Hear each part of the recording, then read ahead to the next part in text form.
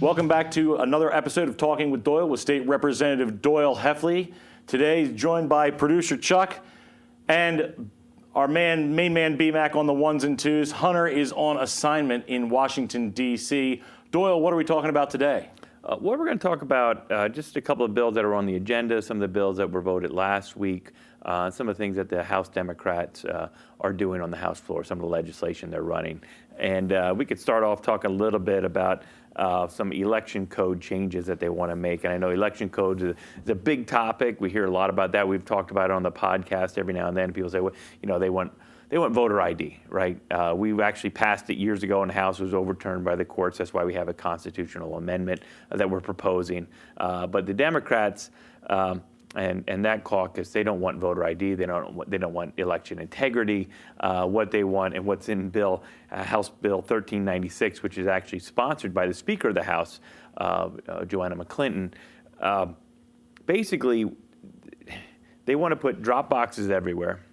No voter ID, automatic automatic voter registration for everybody when they turn 16, right? And then at the same time, they're going to mail out ballots to everybody that's ever requested a mail-in ballot, whether that person moved out of state or not. So it's ripe for voter fraud. But this is really what we're up against. You know, we have the party of election integrity, and we have the party of no accountability at all when it comes to elections. It feels like they're trying to eliminate every safeguard that's ever been put in place. We've tried to tackle this issue, though, several times over the last several years.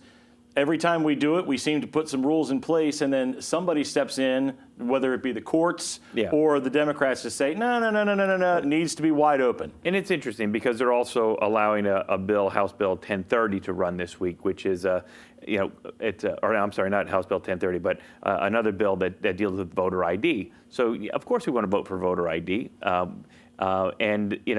my fear is that bill, if it does get the governor's signature, will be rewritten in the courts, kind of like the mail-in ballot legislation, Act 77, which was actually just blown out of the water by what the courts did. In my mind, illegally. I mean, they can rule unconstitutionally, but they can't create law. But they've done that. Look, they redrew the legislative maps for the congressional maps, which is supposed to be a law that was passed. They actually gerrymandered the districts to the point which actually gave the Democrats a majority right now in the state house by one vote. I've never seen gerrymandering like that in my life. But as a matter of fact, there were over almost 600,000 more Republican votes in this past election cycle, but yet we still didn't win back the majority because all the Republicans are packed in the districts. But it really has created a stalemate here in Harrisburg. It's just been some bad policies that the courts have done, but then you back it up with what the policies that are coming out of the state house, and it's frustrating when it comes to election because we hear everybody likes to chime in, oh, democracy.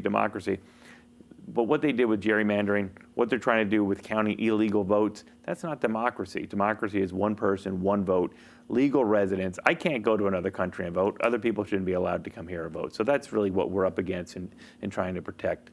And that's some of the things that we're going to be looking at on the House floor this week. And when we're running bills like this through, it seems like they might be a poison pill. If we can get this bill through and then it gets changed, then oh, well, we dealt with this issue. We don't need to touch it anymore, and it's done. And then the people who want honest and real change are stuck on the outside looking in. Well, last session, we had a constitutional amendment that all they needed to do was come up for a vote, and the voters all throughout Pennsylvania would have had the opportunity to vote on voter ID and whether or not they wanted to make sure that everybody's showing some kind of valid voter ID, whether it be a photo ID, whether it be there were several IDs, but a valid ID in order to vote. And I think it's polls are like 70%. The Democrats blocked that, and why do you think that is? So now we're going to go through this theatrics this week on the House floor to say that they want to do something. Meanwhile, they have another bill which is going to give pretty much open it up that everybody's going to get a ballot in the mail, just fill it out and return it with no security at all. So that's what they want. What we want are secure, safe, secure, democratic elections that with accountability that we know that one person, one vote matters to the Republican Party. It doesn't seem to matter to the Democrat Party. Well, that's one idea that's not fully formed. Another half-baked idea that we're dealing with is medical marijuana and recreational marijuana in our state. We already have the medical marijuana. That program seems to be operating within its boundaries, but we are trying to, not we, but The state seems to be hell-bent on passing some kind of recreational marijuana. The governor seems to be for it. He's planning on tax revenues. Where are we going with this? Yeah, I mean, it's a transition voter, talking about voter ID and everything, but this bill ran last week and it passed 102 to 101, not a single Republican voted for it. It's not a bipartisan bill at all. But it's just, I mean, if you could write the worst recreational marijuana, you couldn't write a worse bill than what this is.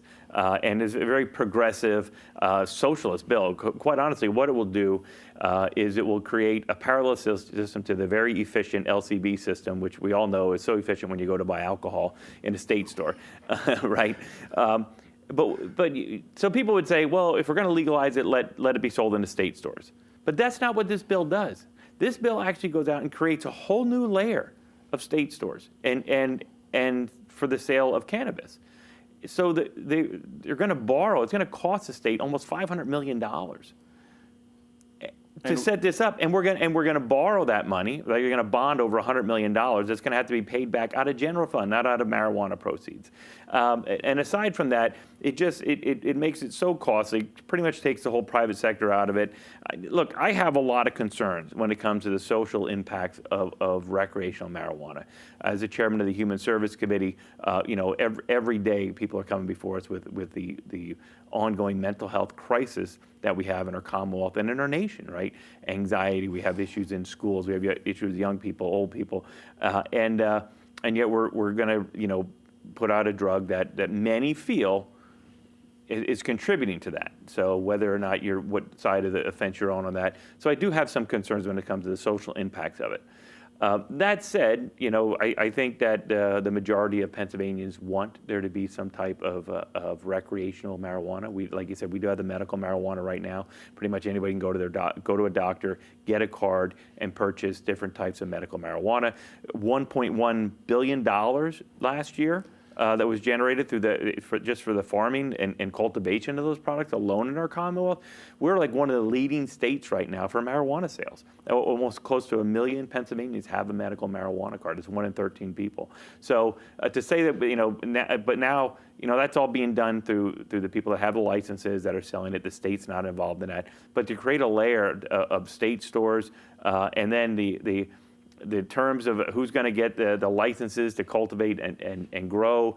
There's going to be all kinds of equity and inclusion language in there. It's just really ridiculous. You know what? If you're going to do something like that, it should be, let the private sector run it and make sure there's accountability.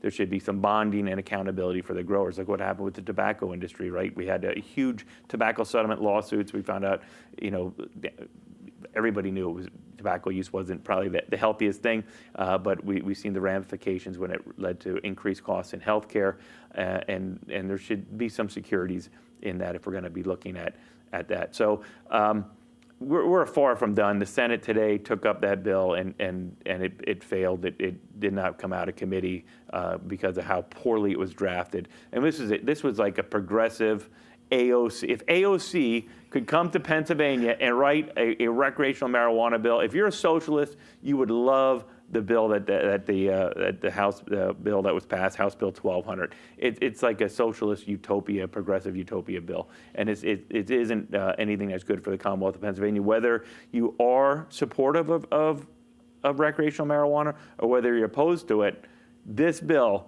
is just flat awful. So I voted no against it with 101 of my colleagues, and we'll see where the debate goes on, because it's going to continue to come up. Like I said, we already have the medical marijuana program in the Commonwealth of Pennsylvania, and I hear every day from people that don't like it. I hear people that do like it. I get complaints about people that live in apartments that they continue the smell of marijuana. So I mean, I think we abide by the Clean Indoor Air Act and some other things, but I think there needs to be a lot more conversation before this rush bill. I mean, the bill came out one day, it was introduced one day, voted the next day. That's not how we should be legislating a major piece of legislation like that in this Commonwealth.